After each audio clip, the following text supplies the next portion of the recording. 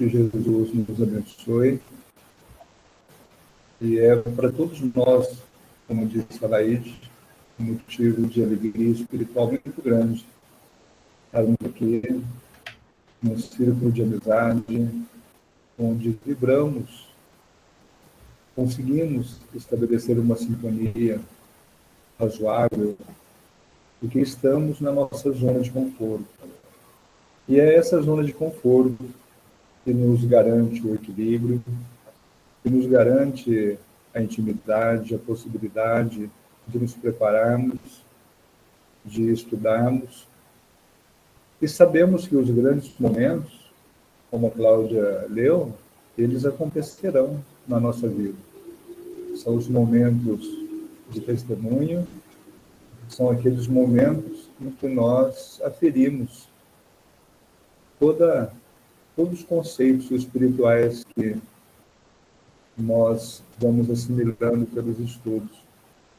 O Edson, nós o acompanhamos já em outras experiências no hospital. Ele já viveu experiências dificílimas mesmo. Mas existe uma força, ele se mostra sempre bem resignado. E esses grandes momentos, eles vão acordando aqueles valores, as forças que nós temos na alma. E todos nós que estamos aqui já vivemos grandes momentos e sabemos que essa força existe. Ela não nos pertence ainda, mas nós a recebemos por misericórdia. Então, que Jesus abençoe o Edson, abençoe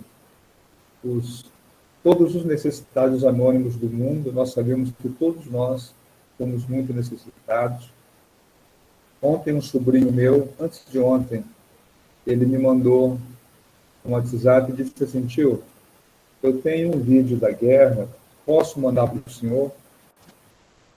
Eu achei que ele fosse mandar alguma brincadeira, porque está circulando muita brincadeira sobre a guerra. Ele mandou. E era assim, era um vídeo gravado de celular no campo de batalha. Eu não passei para ninguém esse vídeo e nem vou passar. Mas a hora que eu vi aquelas cenas da guerra ali, em tempo real, me veio na cabeça a lei de ação e reação.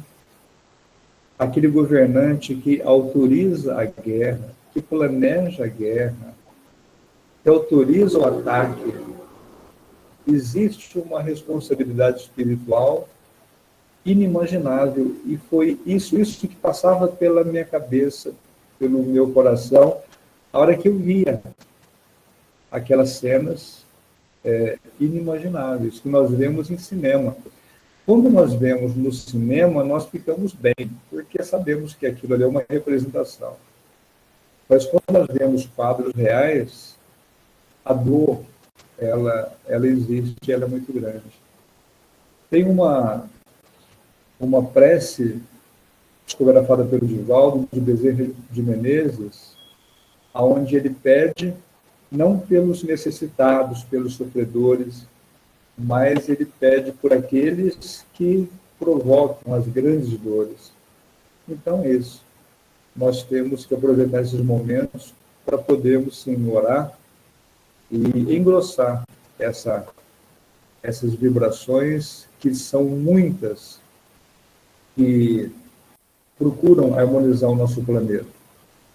Nós sabemos que as pessoas que desejam criar os problemas, elas são poucas, mas elas acabam prevalecendo e dando para nós a ideia de que a maioria quer a guerra, e não é assim. Então, nós vamos dar seguimento aos nossos estudos. Da última vez, falamos sobre a introdução do livro Missionários da Luz, e hoje nós vamos mostrar um resumo do capítulo 1. E André Luiz, ele tem uma técnica pedagógica fantástica. Fantástica. Ele, Emanuel, nós percebemos que existe uma organização espiritual muito forte para trazer para nós conhecimentos elementares. E o primeiro capítulo fala sobre o psicógrafo, sobre a psicografia, E ele deixa claro que é uma psicografia comum, simples, psicografias que nós temos normalmente nos centros espíritas. E ele vai nos mostrar o aparato superior que existe para que as psicografias simples aconteçam. E quando nós lemos essas informações, nós nos surpreendemos, porque nós achamos que conhecemos, mas nós não conhecemos. Então, eu me surpreendi muito em estudar um processo simples de psicografia e ter a percepção de como ele é complexo, de como que a espiritualidade se mobiliza para garantir a nossa integridade nos trabalhos mediúnicos. Nós não temos ideia. Mas vamos lá, então. Vamos colocar aqui os slides para a gente poder refletir sobre eles. Bem, então, nosso ciclo de estudos André Luiz, capítulo 1, Missionários da Luz, psicografia. Então, uma das frases que nos chamou a atenção desse capítulo, essa frase simples do André Luiz: na psicografia, a transmissão da mensagem não será simplesmente tomar a mão a processos intrincados, complexos, ou seja, o espírito simplesmente não se aproxima e mecanicamente ele toma a mão do médium e escreve aquilo que ele deseja. Existe um processo muito complexo. E nesse capítulo 1, ele vai explicar exatamente isso, esses processos intrincados e complexos. Na verdade, ele vai nos dar uma noção de como o processo ele é complexo. E, naturalmente, que diante dessa informação, da consciência que nós formamos em função dessa dificuldade ou da complexidade, isso suscita um compromisso maior e uma responsabilidade maior da nossa parte, uma vez que temos consciência de fato. Retornando um pouquinho para o que nós vimos da última vez, o Emmanuel sobre Missionários da Luz, ele vai dizer, neste livro, André Luiz desvenda os segredos da reencarnação. Isso há mais de 75 anos, ele escrevendo. Revela a tarefa dos espíritos missionários encarregados do processo de renascimento. Fala-nos que a morte física não é o fim. Destaca a importância do esforço próprio na luta pelo autoaperfeiçoamento. Discorre sobre a continuação do aprendizado na vida espiritual. Ensina que o perispírito é uma organização viva, moldando as células materiais. Pessoal, esse livro, escrito há 76 anos, vai completar agora, fica muito claro que ele falar sobre o perispírito, ele praticamente,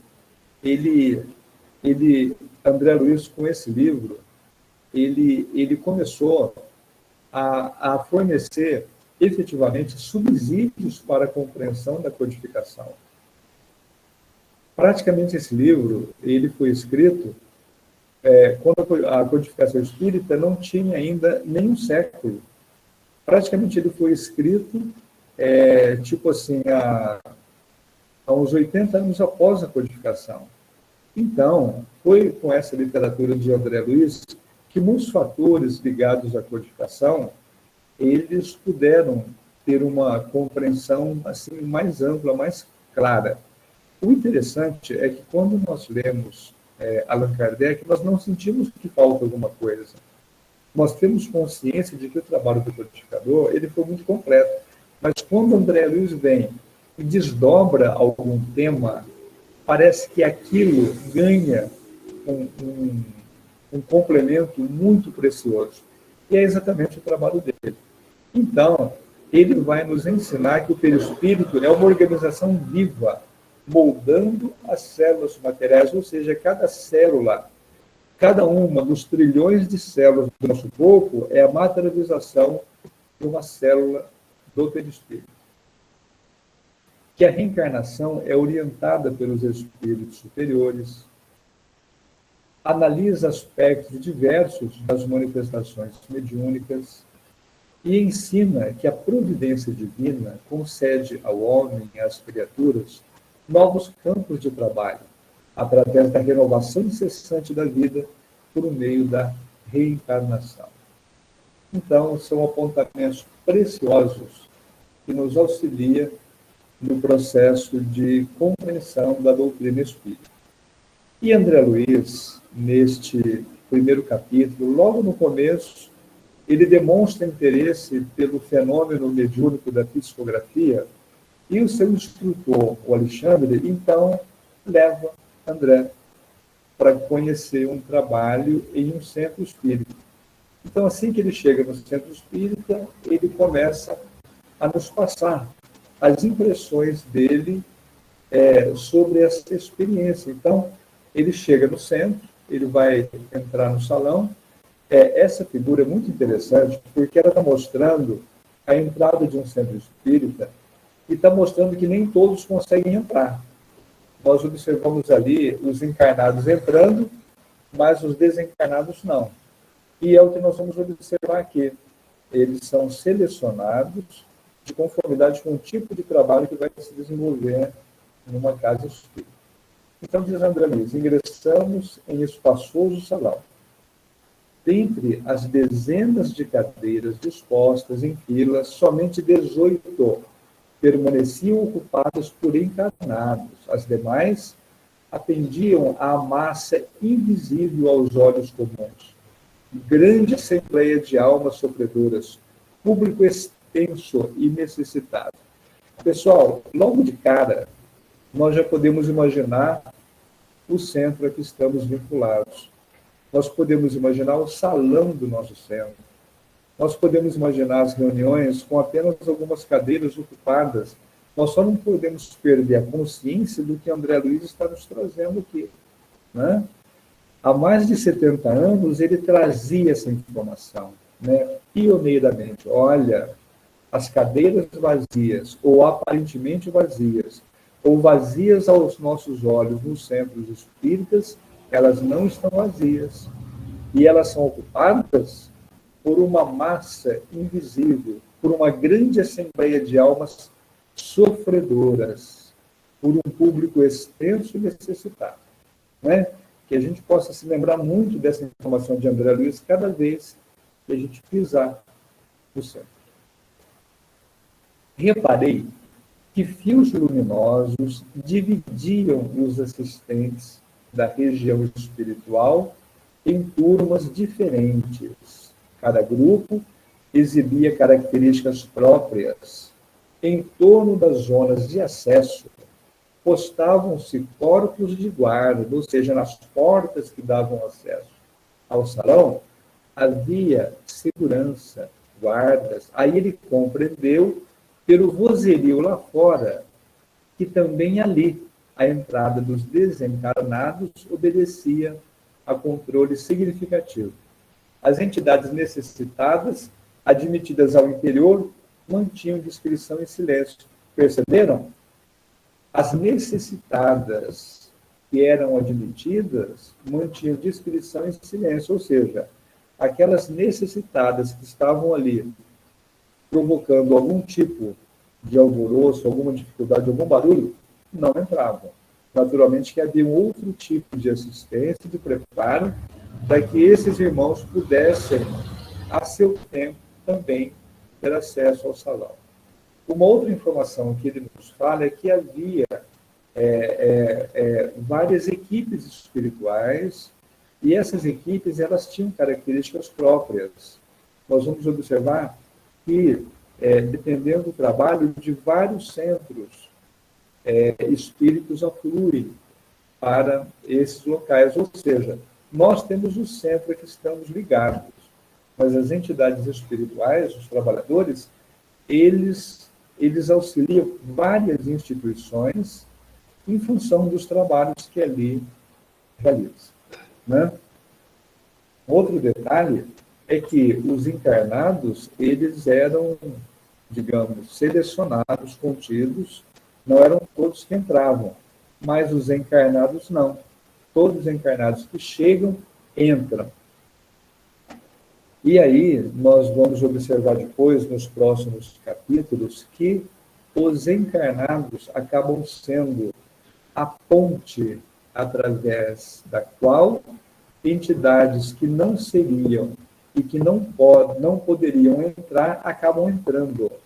Ou seja, as entidades vinculadas aos médiuns, elas entram, mesmo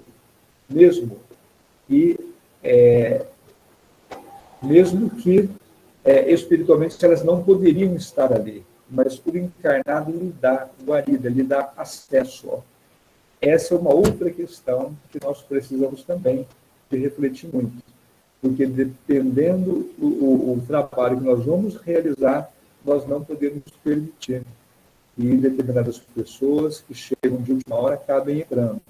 Por exemplo, nós tivemos informação de que numa reunião privativa na cidade de Varginha, de repente chegou alguém muito necessitado e os médiuns acabaram aceitando a pessoa pelo estado deplorável de saúde em que ela se encontrava e tiveram muito problema. Tá?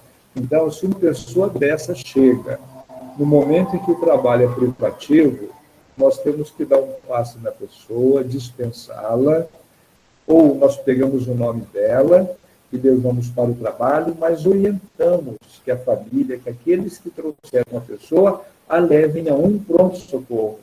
Então, nós temos que ter um senso crítico. Nós não podemos deixar de atender, mas nós não podemos comprometer a instituição, a espiritualidade e as pessoas de uma forma geral. Então, a prudência, ela é recomendada por André Luiz o tempo todo. A Assembleia ouvia emocionadamente a palavra generosa e edificante de operoso instrutor da casa. Então, ali estava um companheiro encarnado fazendo preleção para aquelas 18 pessoas ali. Grande número de cooperadores velavam atentos e, enquanto o devotado mentor falava com o coração as palavras, os 18 companheiros encarnados demoravam-se em rigorosa concentração do pensamento, elevado a objetivos altos e puros. Era belo sentir-lhes a vibração particular. Cada qual emitia raios luminosos muito diferentes entre si, na intensidade e na cor. Ou seja, os encarnados que estavam ali, eles estavam chamando a atenção de André Luiz pela rigorosa concentração de pensamentos. Eles estavam muito bem preparados, eles estavam unidos, eles estavam vibrando de uma forma muito positiva, o que normalmente não acontece em reuniões públicas, onde os presentes compõem um grupo muito heterogêneo de pessoas.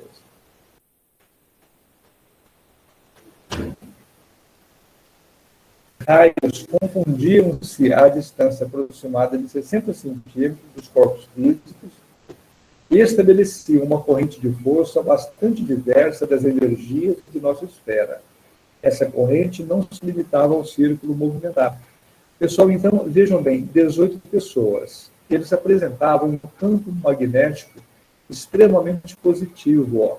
Então, até a 60 centímetros distantes do corpo de cada um, era muito nítido a energia que emanava de cada pessoa. A partir daí, essas energias elas se fundiam. Então, o quadro era realmente muito bonito, né? Elas estabeleciam uma corrente de força diferente do que acontecia no plano espiritual, e elas se complementavam. Em certo ponto, despejava elementos vitais à maneira de fonte miraculosa, com origem nos corações e nos cérebros humanos, que aí se reuniam. As energias dos encarnados fundiam-se aos fluidos vigorosos dos trabalhadores do nosso plano, congregados em vasto número, formando um precioso armazém de benefícios para os infelizes, extremamente apegados ainda às sensações fisiológicas. Então, olha que quadro bonito, né? Que situação mais agradável e produtiva. Nós tínhamos 18 pessoas, mas tínhamos uma quantidade enorme de entidades necessitadas e as energias terapêutica do grupo encarnado se fundiam às energias dos desencarnados e o benefício era evidente. Tá? Então, é isso que nós precisamos de vislumbrar nas nossas casas espíritas e fenômenos semelhantes acontecem aqui também, conosco hoje.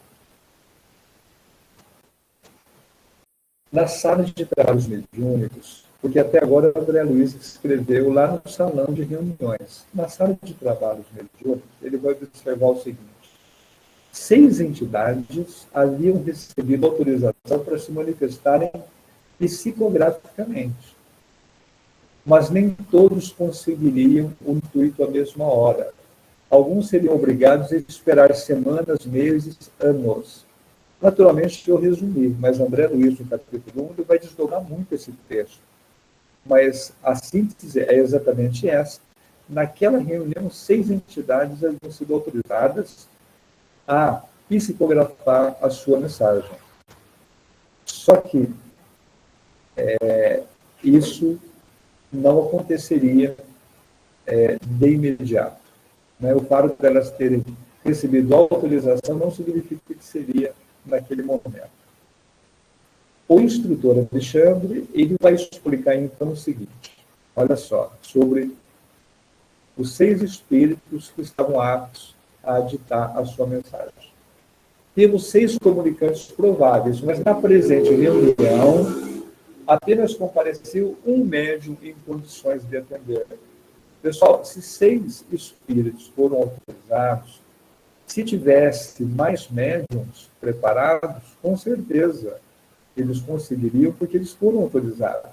Mas naquela reunião, apesar de uma equipe mediúnica, a princípio bem estruturada, apenas um médium estava em condições de dar uma comunicação psicográfica. Aí nós podemos falar, tudo bem, mas se o Chico escreve dezenas de mensagens por reunião, talvez esse nosso irmão pudesse, então, atender os 6 espíritos. Só que o processo ele é complexo, ele é intrincado, como nós vimos na primeira frase que exibimos no primeiro slide. Então, isso não vai poder acontecer e nós vamos entender por que não vai poder acontecer.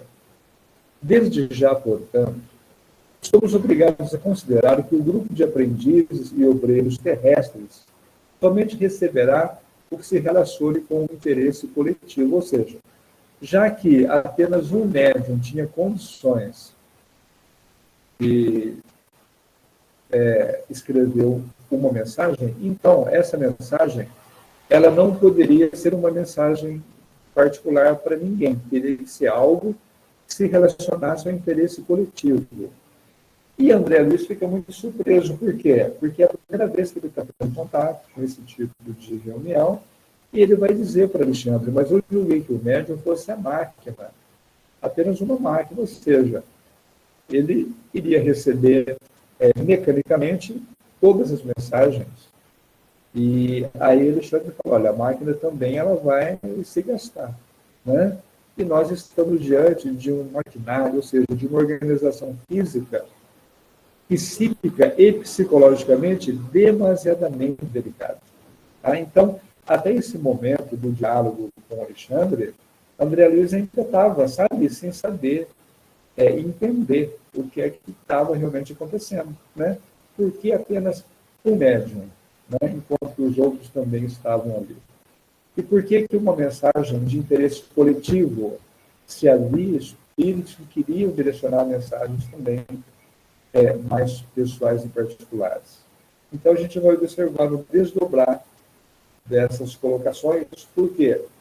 Porque, acima de tudo, a segurança do médium tem que ser garantida. Aí nós podemos falar, espera aí, mas é uma reunião em que apenas entidades superiores vão se manifestar. Entidades nobres, Por que essa questão de segurança? Né? Então, nós observaremos agora que mesmo no caso de entidades relativamente superiores, as questões de segurança do médium, elas são extremamente delicadas.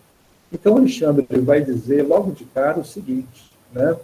Os serviços mediúnicos têm que preponderar fatores de natureza moral. Isso é algo que grita para nós, né? Fatores de natureza moral. Então, sejamos nós médiuns ostensivos ou não, mas estando cada um de nós ligado aos trabalhos de uma instituição espírita, se nós não preservarmos os fatores de natureza moral, nós colocamos, sim, em risco o trabalho que vai se desenvolver. E essas questões morais, elas são extremamente pessoais. São fatores que ninguém nunca vai saber, só nós sabemos. E, naturalmente, que se nós conscientemente não zelarmos por essas condições, nós vamos, sim, interferir nos trabalhos que se desenvolvem na nossa casa espírita e vamos, naturalmente, responder por ter consciência e não termos nos esmerado para que esses fatores eles pudessem auxiliar nos processos que se desenvolvem na casa espírita e não atrapalhar como muitas vezes atrapalha. O médium, para ser fiel ao mandato superior, necessita clareza e serenidade, como o espírito que estaria no lar. Pessoal, olha só essa analogia que André Luiz faz. Ele diz o seguinte, que as ondas de inquietude, elas perturbam a projeção da nossa espiritualidade sobre a materialidade terrena, de tal forma que isso é semelhante às águas revoltas. Elas não conseguem refletir as imagens sublimes do céu e da natureza ambiente. Então, nós vemos na internet fotografias fantásticas, lindas, né, de determinados lagos, de determinadas paisagens, onde a água, pela sua serenidade, ela consegue refletir a beleza ambiente. Então, a questão da mediunidade, a questão ligada a fatores morais, está muito nessa direção também, né? Em função de determinadas turbulências no nosso mundo íntimo, e os fatores morais, eles alteram profundamente a nossa paz interior, nós podemos perder a condição de refletir com fidelidade as mensagens superiores em função do nosso conturbado mundo interior. Então, são questões que nos pertencem, são questões muito pessoais, mas nós temos, sim, que refletir muito sobre isso. Demais. Né? Porque nós somos capazes de alterar as possibilidades de uma instituição com a nossa presença. E ninguém vai perceber, somente os espíritos e nós saberemos. Então, se nós não tivermos um senso de responsabilidade elevado, naturalmente que nós responderemos por isso. Este irmão, Alexandre, se referindo ao único médium capaz de receber aquela mensagem. Olha o que ele vai falar. Esse nosso irmão, ele não é um simples aparelho. Ou seja, o espírito não toma o braço dele, escreve, ou a sua voz e diz o que quer. Ele fala, o médium é um espírito que deve ser tão livre quanto nós. E a fim de se prestar ao intercâmbio desejado, ele precisa renunciar a si mesmo com abnegação e humildade. Primeiros fatores na obtenção de acesso à permuta com as regiões mais elevadas. Pessoal, essa frase que nós pintamos de amarelo, ela é uma frase fortíssima. Fortíssima. Né? O médium, a fim de prestar o intercâmbio desejado, ele tem que renunciar a ele mesmo. A abnegação e humildade são os primeiros fatores na obtenção de acesso à permuta com as regiões mais elevadas. Então, isso já começa a nos causar muita preocupação. Por quê? Se nós não tivermos determinadas características pessoais, nós não conseguimos. Simplesmente nós não vamos conseguir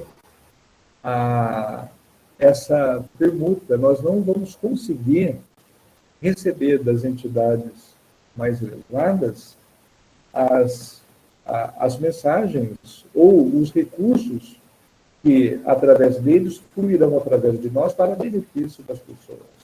Porque a questão não é só receber uma psicografia, não é somente receber uma psicofonia. Na verdade, está em jogo toda uma possibilidade superior em benefício da necessidade humana que flui através do aparelho mediúnico. Sem essa compreensão consciente do espírito de serviço por parte do médium, ele não vai poder atender aos propósitos edificantes. É por isso que, muitas vezes, o médium, ele não avança, como ele regride. Né? Ele não consegue avançar no seu potencial, nas suas possibilidades, como ele vai também regredir. Né? Então, ele não avança. E por que ele não avança? Porque depende dele. Aí nós perguntamos assim, nossa, mas mesmo os espíritas, dirigindo suas instituições, tinham que ir lá no Chico para poder receber alguma mensagem de um espírito familiar. Por que tinha que ir lá no Chico? Né? Porque o Chico, ele conseguia, por uma determinação pessoal e por uma consciência própria, ele conseguia um padrão que nós não conseguimos. E por que não conseguimos e ele consegue? Né? Não é porque ele tem possibilidades especiais. Isso aí é algo que depende de cada um. Por isso que o texto fala, renunciar a si mesmo. Se eu não consigo renunciar a mim mesmo, se eu ainda me identifico com o mundo, com aquilo que o mundo me oferece, então os espíritos não vão cobrar de nós. Mas, por uma questão natural, nós não conseguimos avançar. Então, os nossos potenciais mediúnicos, eles dependem única e exclusivamente de nós. O médium é responsável pela manutenção dos recursos interiores, tais como tolerância, humildade, disposição fraterna, paciência e amor cristão. Todavia, precisamos cooperar no sentido de manter-lhe os estímulos de natureza exterior. Porque se o companheiro não tem pão, nem paz relativa, se lhe falta assistência nas aquisições mais simples, não poderemos exigir-lhe a colaboração redundante em sacrifício. E essa frase, então, deixa muito claro que existem fatores que dependem unicamente de nós, porém, tudo aquilo que os espíritos podem fazer para nos auxiliar, reconhecendo as nossas dificuldades e a nossa dedicação, eles o fazem. Eles o fazem. Não é? Então, não é um caminho de mão única. Quando nós, médiuns, nos esforçamos, renunciamos, nos propomos a renunciar a nós próprios e nos envolvemos com as questões pessoais ligadas à disciplina, os espíritos, eles se mobilizam tanto quanto possível, no sentido de nos motivar e de facilitar também fatores pessoais que poderiam interferir como dificuldades no desempenho mediúnico nosso. Nossas responsabilidades, portanto, estão conjugadas nos mínimos detalhes da tarefa a cumprir. Isso é o Alexandre, o mentor espiritual, falando. Nossas responsabilidades, ou seja, a responsabilidade nossa dos desencarnados, elas estão conjugadas nos mínimos detalhes da tarefa que vai ser cumprida. Né? Então, o médium, ou os médiums, sempre são muito bem assistidos para que eles tenham condições de responder à necessidade que os espíritos têm quanto às suas características pessoais e mediúnicas para o trabalho. Diz Alexandre ainda, observe, estamos diante do psicógrafo comum. Olha só essa questão, pessoal. Ele faz questão de dizer que é um psicógrafo comum, que tem em todos os centros espíritas. Olha só, para receber uma entidade superior, o que foi feito? Para lhe preservar a segurança, a sua saúde. Antes do trabalho a que se submete, neste momento, nossos auxiliares já lhe prepararam as possibilidades para que não se lhe perturbe a saúde física. Então, mesmo para receber entidade nobre, se não houver determinados cuidados da espiritualidade superior, a saúde física do médium também se compromete. A transmissão da mensagem não será simplesmente tomar a mão. Existe aí processos intrincados. A operação da mensagem não é nada simples, ou seja, o ato mediúnico de psicografar, ele não é simples, embora os trabalhadores encarnados não tenham consciência de seu mecanismo intrínseco. E agora, então, ele vai mostrar essa complexidade. Ele vai dizer assim, muito antes da reunião que se efetua agora, o médium já foi objeto de nossa atenção especial para que os pensamentos grosseiros não lhe pesem no campo íntimo. Foi convenientemente ambientado e, ao sentar-se aqui, foi assistido por vários operadores de nosso plano. Olha só. Então, o médium está lá em casa, lá já começa a atenção dos guias para que ele possa estar bem no momento do ato mediúnico. Antes de tudo, as células nervosas receberam um novo coeficiente magnético para que não haja perdas lamentáveis do tigroide, necessário aos processos da inteligência. Aí é lógico, eu fui ver o que era esse tal do tigroide, que depois a Cláudia pode nos orientar melhor, né? Esse tigroide também é conhecido como corpúsculos de Mills. E o texto que explicava era tão grande e eu não conseguia entender absolutamente nada, eu só consegui uma frase que diz o seguinte, né? Essas estruturas estão associadas aos neurônios. Tá? Então,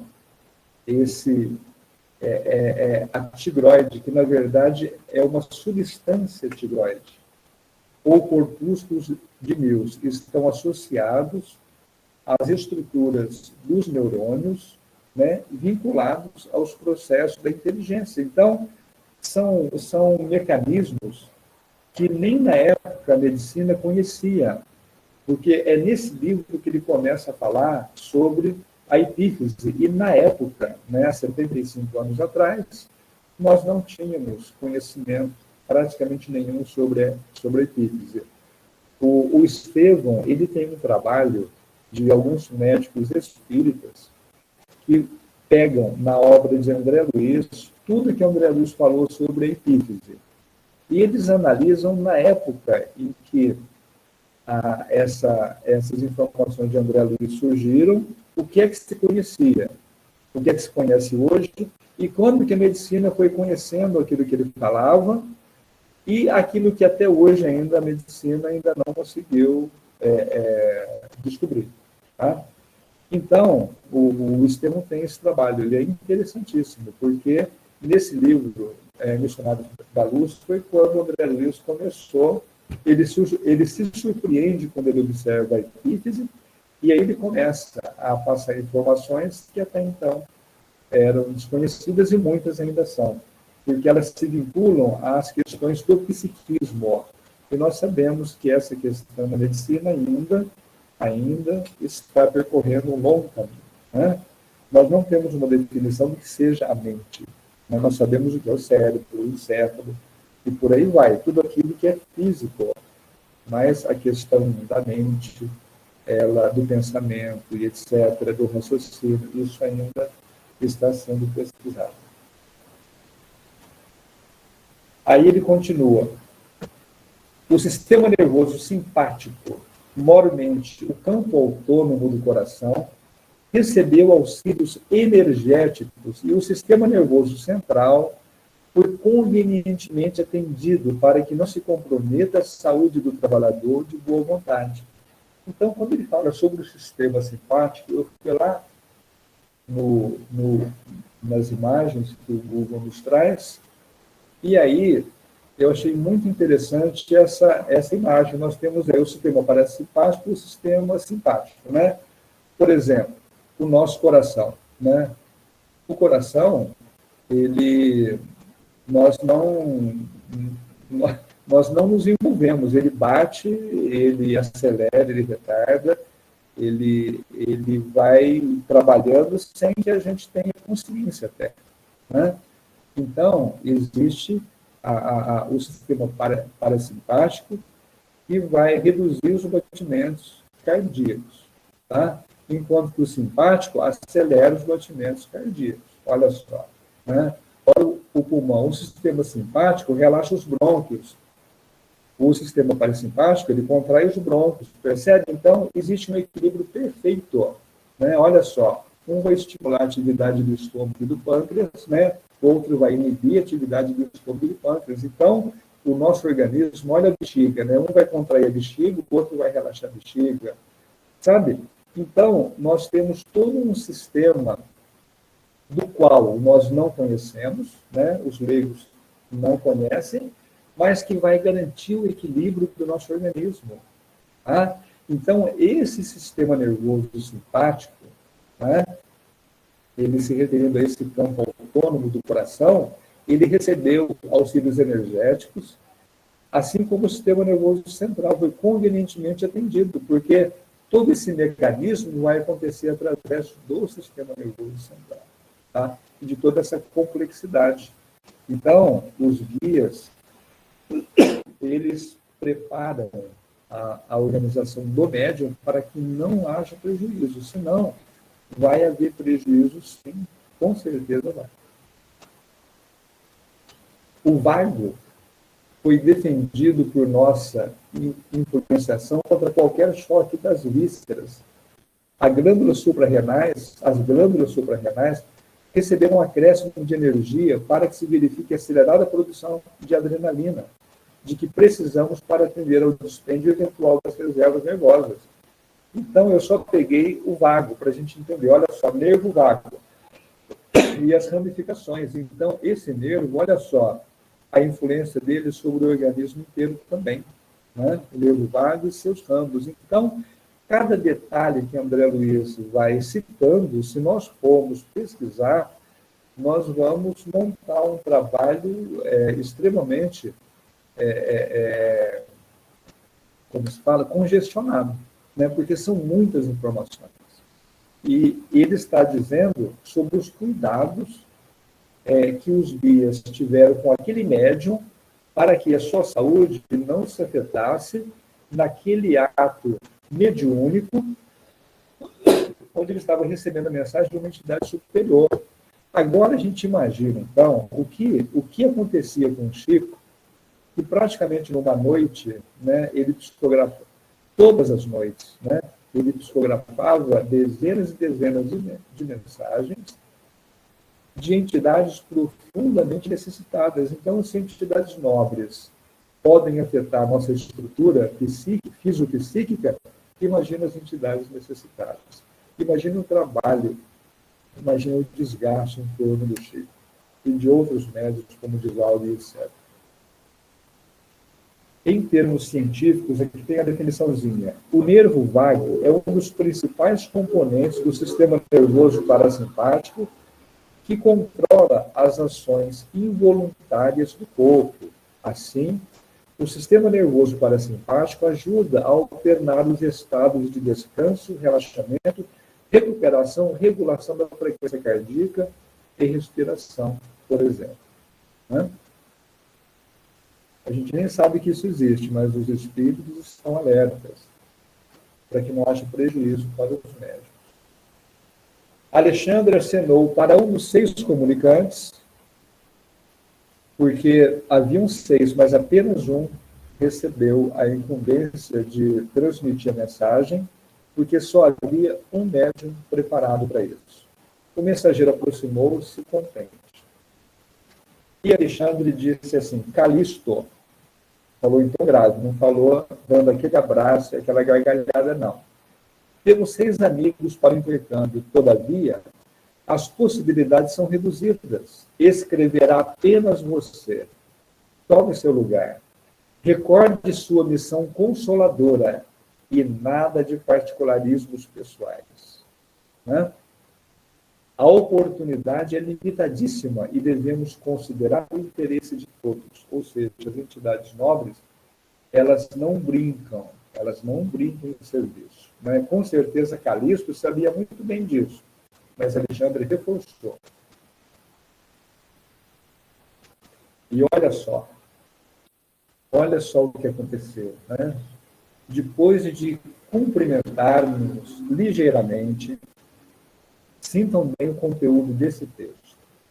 Calixto postou-se ao lado do médium, que o recebeu com evidente sinal de alegria, enlaçou-o com o braço esquerdo e, alçando a mão até o cérebro do rapaz, tocava-lhe o centro da memória com a ponta dos dedos. Talvez a gente vai demorar mais um século para entender só essa frase. Como a recolher o material de lembranças do companheiro. Ou seja, existe aí uma técnica consciente. Pouco a pouco, diz André Luiz, vi que a luz mental do comunicante se misturava às irradiações do trabalhador internado. A zona motora do médium adquiriu outra cor e outra luminosidade. Alexandre aproximou-se da dupla em serviço e colocou a destra sobre o lobo frontal do colaborador humano, como a controlar as fibras inibidoras, evitando, quanto possível, as interferências do aparelho mediúnico. Estão percebendo? O Calixto está ditando a mensagem, mas existe um outro mentor espiritual atuando em estruturas da mente do médium. Calixto mostrava enorme alegria no semblante feliz de servo que se regozija com as bênçãos do trabalho. E, dando sinais de profunda gratidão ao Senhor, começou a escrever, apossando-se do braço do companheiro e iniciando o serviço com as belas palavras: a paz de Jesus seja convosco.